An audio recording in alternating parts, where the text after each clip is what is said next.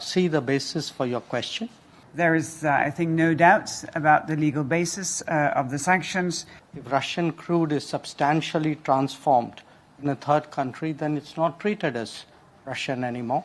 It is a discussion that we will have with friends, but it will be with an extended hand and of course not with a pointed finger. Monsieur Borrell is not here today, not here now, but he was in the meeting, and he told the Financial Times before the meeting that the EU should be putting sanctions on refined oil products from India using Russian oil. I just wondered what the response of the minister was. Thanks. Well, you're right. Mr. Borrell is not with us now, but I really don't see the basis for your question because my understanding of the Council regulations is that if Russian crude is substantially transformed in a third country, then it's not treated as Russian anymore.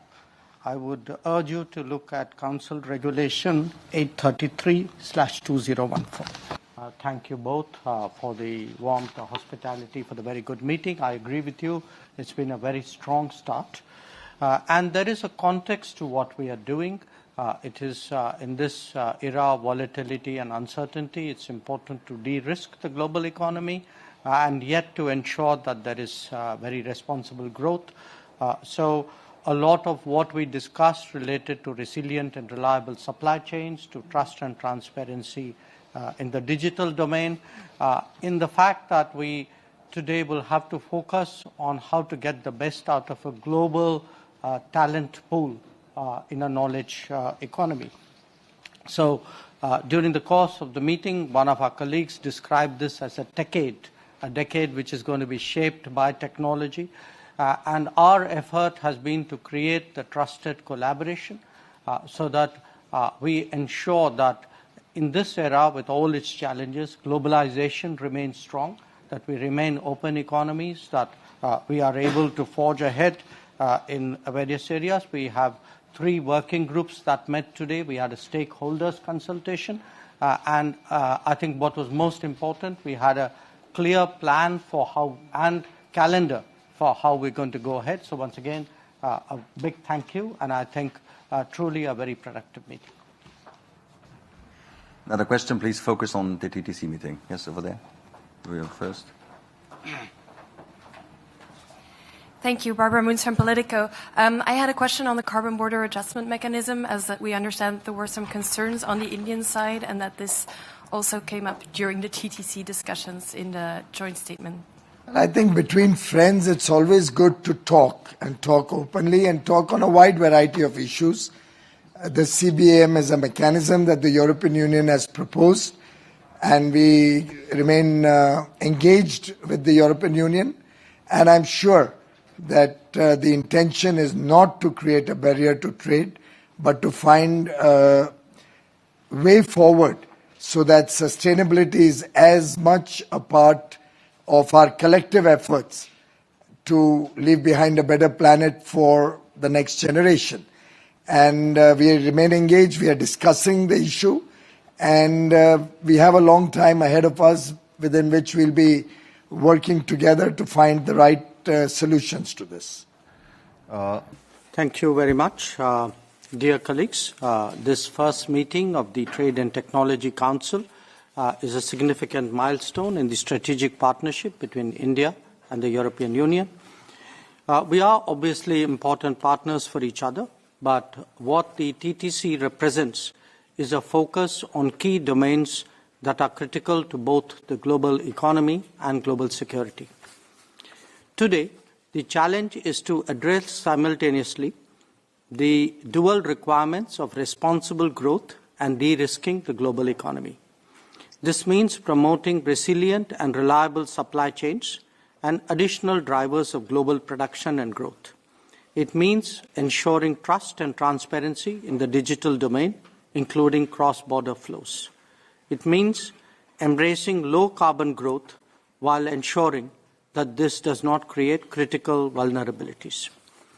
In each of the focus areas of the TTC, strategic technologies, digital governance and connectivity, clean and green energy technologies, and resilient value chains, India has experiences to share in terms of innovation, production, and deployment. We are also an important factor in regard to the global talent pool that has been discussed this morning. It is our expectation that the TTC would become a crucial platform for the exchanges in this regard, so that we arrive at both policy and business decisions in the relevant domains. I'm very confident that our meeting today will take place in that spirit. Thank you. Yusji. Thank you very much, and thank all the friends from the European Commission for hosting the first ministerial meeting of the TTC. Unprecedented times and challenges warrant unprecedented actions. The vision of Prime Minister Modi and President Ursula von der Leyen to invigorate deeper integration between our two economies in a broad-based platform such as the Trade and Technology Council is thus appropriate and timely. This can become one of the most important bilateral structures to enhance our trade and investment relations, guide them in a direction that is essential for the strategic growth and security of both sides, and usher in a new era of prosperity for the people of both the EU and India. We do wish to bring concrete political oversight into the technical work which will be done by our officials via this mechanism, which can accelerate progress going forward.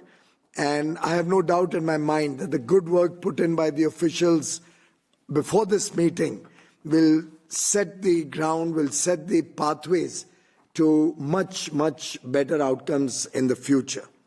The very fact that 3 ministers are present from both sides is indication of the seriousness that we place in this very important mechanism, and would like to thank the European Union for your leadership in this respect. The mechanism, I believe, can serve twin purposes. It can help us solve the irritants that often come into bilateral relations, and also help us stop new ones from coming up. 2, more importantly, it should herald a new age of collaboration and cooperation between our two trusted economies, something which leaders, business persons, and the people of both the EU and India deeply look forward to. The TTC, I believe, will also serve as an important parallel channel that will both inform and augment the discussions that we are having in the FTA track. I wish all success to this new mechanism that we are working on, and I hope this will usher in a great partnership, strong bonds between the EU and India. Thank you.